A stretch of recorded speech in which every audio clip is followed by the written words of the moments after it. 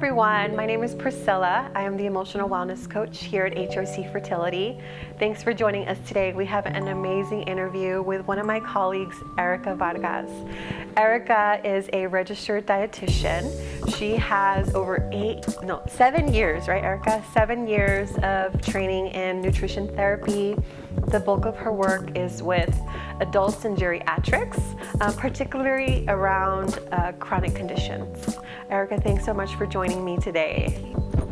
So let's talk a little bit about mental health, because mental health can impact your mood, but can also affect like your eating habits, right? So what are some tips for either overeaters or undereaters? Yeah, so you're right. Mental health can definitely affect our food choices, our motivation when it comes to eating habits, and it can also lead to either food avoidance or food overindulgence. And you were asking about some tips. So for example, some tips for stress eaters. So this can be a very difficult time. It's important to listen to your body's hunger and fullness cues. If it is helpful, keep a food journal along with a personal journal to help reflect on your days, not only for your food, but for your emotional being. Find alternative ways to tame stress, such as physical activity, like we mentioned. Have smaller portions of foods that are difficult for you to eliminate. The important thing is that remember, you don't have to completely eliminate something because we want to go back to being realistic and maintaining a sustainable change. So it's going to be hard to completely eliminate some things that you have been used to having. So the important thing is trying to limit those portions.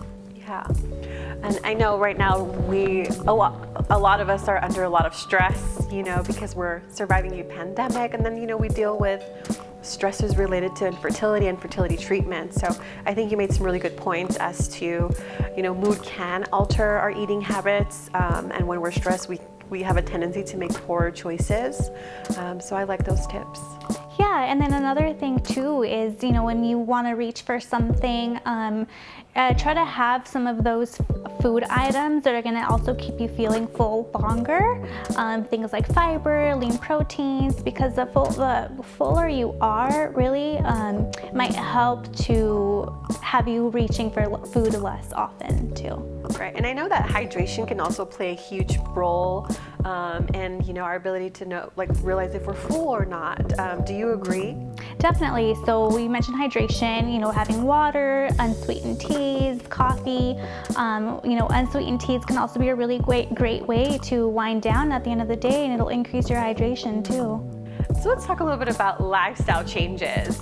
One of the things that I would like to suggest for you guys that are either going through infertility treatment or just thinking about fertility in general is going to be routine physical exams. So working with your primary care doctor, your gynecologist, to really look for things like checking your hormone levels, looking at thyroid issues, because thyroid can be linked to fertility issues.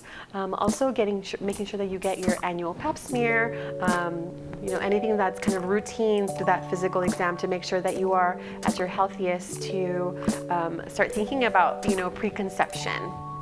Anything you want to add, Erica? So speaking a little bit about supplements. So although it would be optimal and ideal to have proper nutrition through food, right? We know that it may not be realistic.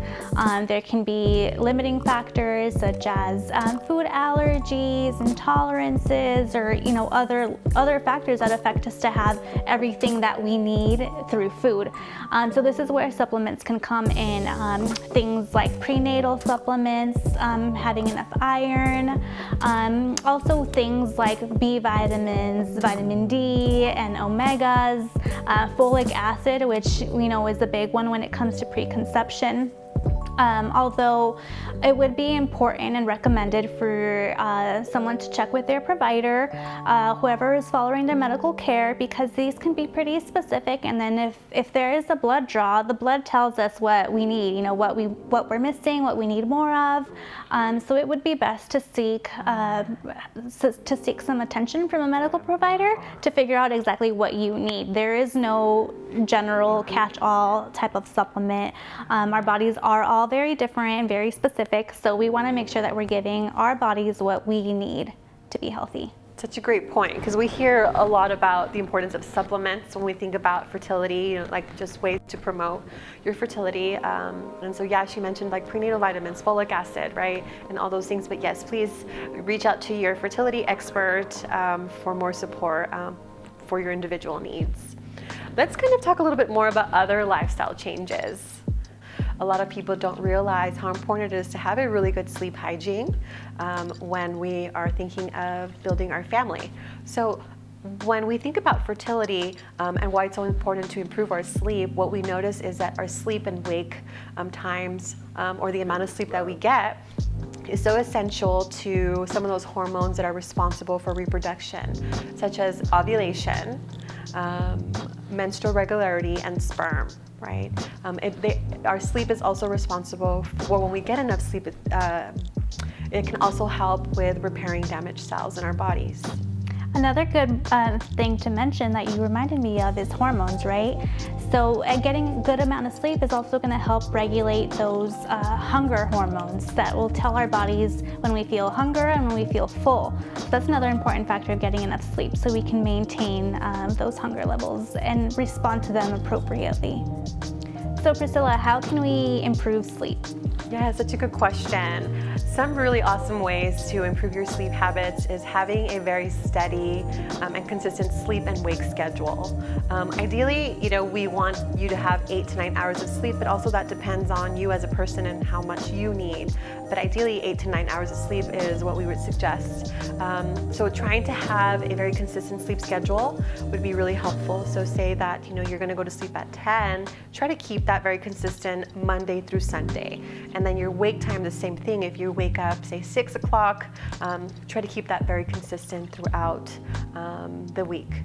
Another thing to do is incorporating calming rituals before bedtime. And what does that mean? It's like trying to turn off all of your electronics, right? So like TV, cell phone, computers, and laptops, right? Because sometimes it just wires our brain, right? Do you have anything to add to electronics? So that's a very good point, especially nowadays. We're so connected to our phones, and the blue light, the light that comes from a lot of these devices, can affect our sleeping patterns because it kind of tells our brain that it's still daytime. It can keep us awake longer or make it harder for us to fall asleep.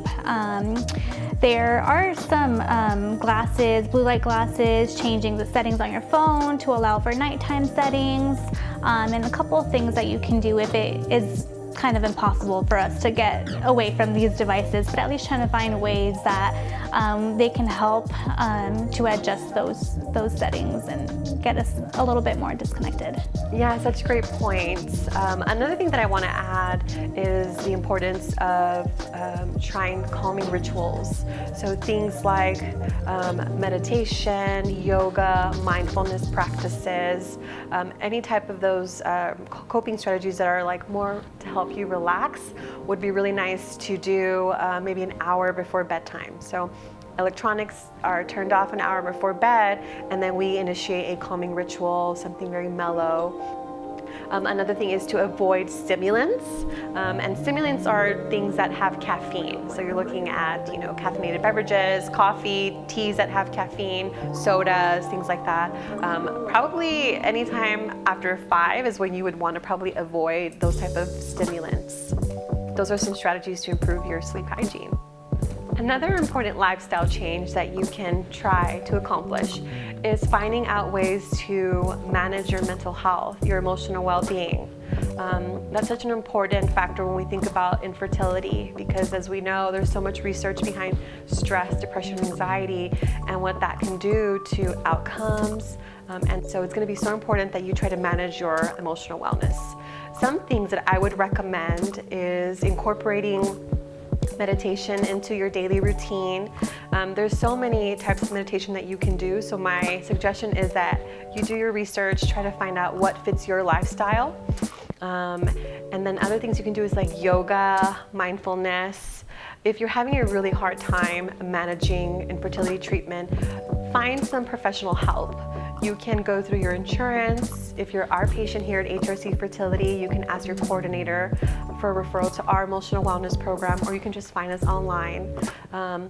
If you don't have insurance, you can go through psychologytoday.com, enter your zip code, and you'll be able to have a bunch of referrals for professionals that might be able to assist you during those really stressful times.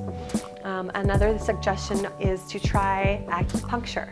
Acupuncture has so many benefits when you're going through infertility treatment or just trying to manage stress. It's very holistic, and it's been proven to help manage stress, along with just incorporating, more of that holistic practices to your fertility, to boost your fertility. If you guys don't follow us on Instagram or Facebook, please do so. We are at HRC Fertility. I have a couple of videos on there on how to manage stress, but you're also going to find a lot more fertility-related content that might be useful to you and your journey. You can also check us out on our website at havingbabies.com for a lot more resources. And then the last resource I want to recommend is Resolve. Resolve is an organization that has a bunch of fertility courses, free referrals. There's a bunch of Q&As that might be helpful for you and your journey. Thanks so much for joining us. Thanks so much, Erica, for joining me today. I really appreciate you joining us.